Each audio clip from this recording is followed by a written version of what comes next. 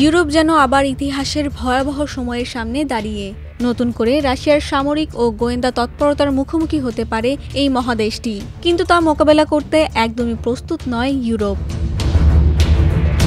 আল জাজিরার এক প্রতিবেদনের বিশ্লেষকেরা এমনটাই দাবি করছেন। বিশ্লেষকদের মতে ইউরোপ ও যুক্তরাষ্ট্রের গোয়েন্দা সংস্থাগুলোর মধ্যে যে ফাটলের সৃষ্টি হচ্ছে তা ইউরোপকে আরও দুর্বল করে তুলছে। ইউরোপীয় ইউনিয়নের সম্মেলনেই এর প্রমাণ পাওয়া গেছে।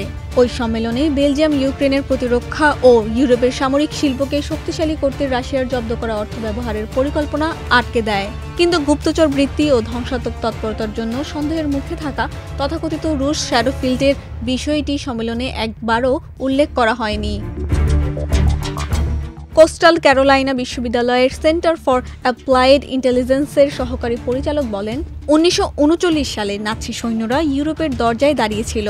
তখন ইউরোপ যতটা অপ্রস্তুত ছিল, এখন রাশিয়ার সামরিক অগ্রযাত্রা মোকাবেলায় তারা ততটাই অপ্রস্তুত। ফিনল্যান্ড, পোল্যান্ড আর বাল্টিক দেশগুলো সামনে বিপদের কথা জানলেও পশ্চিম ইউরোপের জনগণ একেবারেই অসচেতন।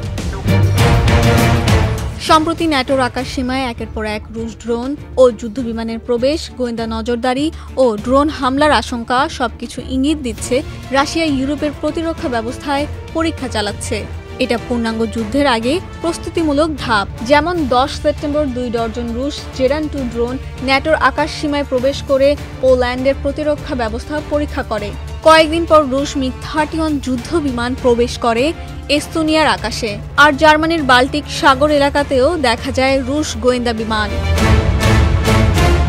2022 সাল থেকে রুশ গোয়েন্দা সংস্থাগুলোর বিরুদ্ধে ইউরোপ জুড়ে ধ্বংসাত্মক কর্মকাণ্ড, গুজব ও বিভ্রান্তিমূলক প্রচারণা চালানোর অভিযোগ রয়েছে। জার্মান গোয়েন্দা সংস্থার প্রধান মার্টিন জ্যাগার সংসদে বলেছেন, 2029 সালের আগে রাশিয়া আক্রমণ করবে না, এই ভেবে বসে থাকলে চলবে না। কিন্তু ইউরোপের দেশগুলোর এক একজনের প্রতিক্রিয়া এক এক রকম। পোল্যান্ড ড্রোন প্রতিরক্ষা ব্যবস্থা জোরদার করছে। ডেনমার্ক পুরনো রুশ ট্যাঙ্কার পরিদর্শনের ঘোষণা দিয়েছে, আর বাল্টিক দেশগুলো নৌ নজরদারি বাড়াচ্ছে। কিন্তু একসঙ্গে যৌথ উদ্যোগ নিয়ে কেউ ভাবছে না। এদিকে যুক্তরাষ্ট্র ও ইউরোপের গোয়েন্দা সহযোগিতাও ভেঙে পড়ছে। আগে ইউরোপীয় দেশগুলো আমেরিকার স্যাটেলাইট ও সিগন্যাল ইন্টেলিজেন্সের ওপর নির্ভর করত, কিন্তু এখন তারা সেই তথ্য ভাগাভাগি কমিয়ে দিচ্ছে। বিশ্লেষকদের মতে রাশিয়া এখন শুধু সৈন্য বা ট্যাঙ্ক দিয়ে নয়, বরং জ্বালানি, তথ্য, এমনকি বাণিজ্যকেও অস্ত্র হিসেবে ব্যবহার করছে। অন্যদিকে ইউরোপ কঠোর কোনো পদক্ষেপ নিতে ভয় পাচ্ছে, আবার যৌথ কোনো উদ্যোগের কথাও ভাবছে না।